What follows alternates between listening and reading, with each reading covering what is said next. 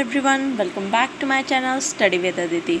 In today's video, we are going to discuss about physical properties of eta2 और 2 electron donors. ठीक है, previous video में हमने इसकी बेसिक इंट्रोडक्शन और प्रिपरेशन मेथड्स के बारे में डिस्कस किया था, जिसके मैंने आपको proper hand written notes provide करवाए थे.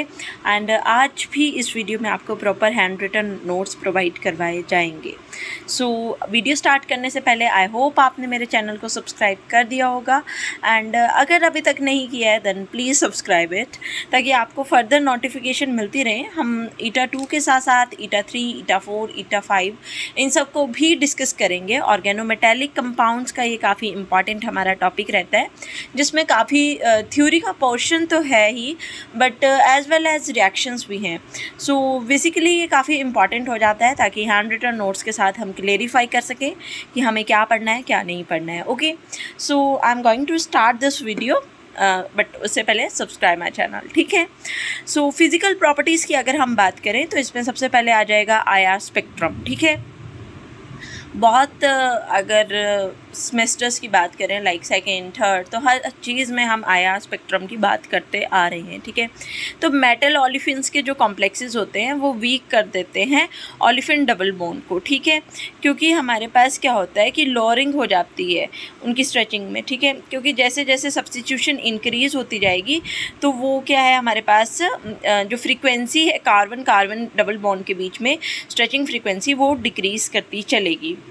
The strength of pi back bonding depends upon the nature of ligands. ठीक है, तो इस तरह से आप दो एग्जाम्पल ले सकते हैं और इनकी स्ट्रेचिंग को शो कर सकते हैं. बट अब बात आती है कि प्लेटिनम ओलिफिन जो है बॉन्ड वो स्ट्रॉन्गर हैं देन प्लेडियम. ठीक है, तो इसका रीज़न ये रहता है कि जो स्ट्रेंथ होती है ना मेटल और लिगेंड के बीच में, तो वो पाई बॉन्डिंग इंक्रीज़ करती है with lowering oxidation state of metal. ठीक है, तो जैसे ही हमारे पास ऑक्सीडेशन स्टेट किसी मेटल की कम होगी तो हमारे पास जो है बॉन्ड वो स्ट्रॉन्गर हो जाएगा, क्योंकि पाई बॉन्डिंग इंक्रीज़ हो जाएगी.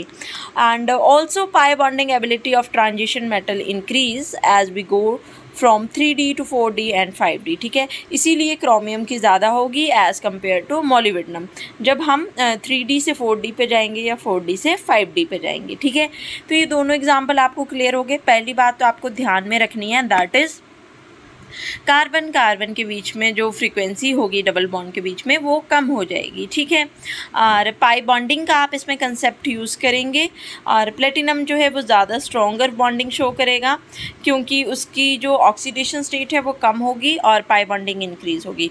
But in case of chromium की अगर हम बात करें तो उसमें क्या होगा कि जैसे जैसे हम 3D से 4D में जाएंगे या 5D में जाएंगे तो पाई बॉन्डिंग एबिलिटी जो है वो इंक्रीज़ करती चलती है. Now come to NMR spectrum.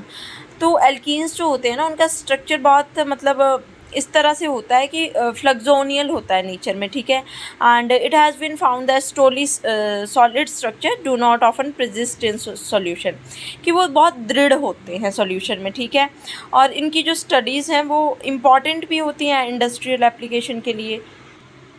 सो जो नॉन रिजिड अटैचमेंट होती है ना एल्कीन के बीच में, उसकी वजह से क्या होता है कि रोटेशन हो जाती है. ठीक है, और जो फर्स्ट हमने कॉम्प्लेक्स को इन्वेस्टिगेट किया था वो ये वाला कॉम्प्लेक्स है, और इस तरह से आप डायग्रामेटिकली शो कर सकते हैं अपफिल्ड मल्टीप्लेट्स को, और प्रोटॉन गिव्स डाउनफिल्ड मल्टीप्लेट्स. ठीक है, तो इस तरह की बैरल टाइप की हमारे पास रोटेशन होगी, और जो स्पेक्ट्रम रिकॉर्ड होगा दैट इज़ इन -19 डिग्री. ठीक है, और जो एक्टिवेशन एनर्जी इसमें रहेगी that rotation process is 63 kilo joule. ठीक है, तो क्या होता है कि वो सोल्यूशन में ज़्यादा प्रेजिस्ट होते नहीं हैं और उस वजह से वो रोटेशन शो कर देते हैं. तो NMR में हम इन्हें स्टडी कर लेते हैं easily. Now come to its chemical property. अगर केमिकल प्रॉपर्टी की बात करें तो stability of metal alkene complexes, जैसे जैसे सब्स्टिट्यूशन इंक्रीज़ होती जाएगी स्टेबिलिटी हल्की सी डिक्रीज़ होती जाएगी. ठीक है, बट जब तक सब्स्टिट्यूशन ज़्यादा नहीं होगी तब तक काफ़ी स्ट्रॉन्ग उसमें स्टेबिलिटी वो शो करेगा. Now reaction involving metal alkene intermediate in homogeneous catalyzed reaction. ठीक है, जैसे जैसे हम लोअर करेंगे electron density of pi bonding orbital तो इंक्रीज़ होगी electron density of pi anti bonding orbital, और उसके बीच में ही इंट्रैक्शन होगी. तो इसमें जो है हमारे पास बहुत सारे रिएक्शन है, लाइक ऑक्सो रिएक्शन हमारे पास एल्कीन है, फिर कार्बन मोनोऑक्साइड प्लस हाइड्रोजन है और इस तरह का रिएक्शन आ रहा है, ठीक है। तो ये रिएक्शन जो है इंडस्ट्रियल इंपॉर्टेंस रखते हैं, जिन्हें आपको केमिकल प्रॉपर्टीज़ में सॉल्व करना है, ठीक है। तो इस तरह से हमारे पास कार्बोजाइलेशन का रिएक्शन होगा, हाइड्रोजनेशन का रिएक्शन होगा, और काफ़ी सिंपल से ये रिएक्शन रहने वाले हैं।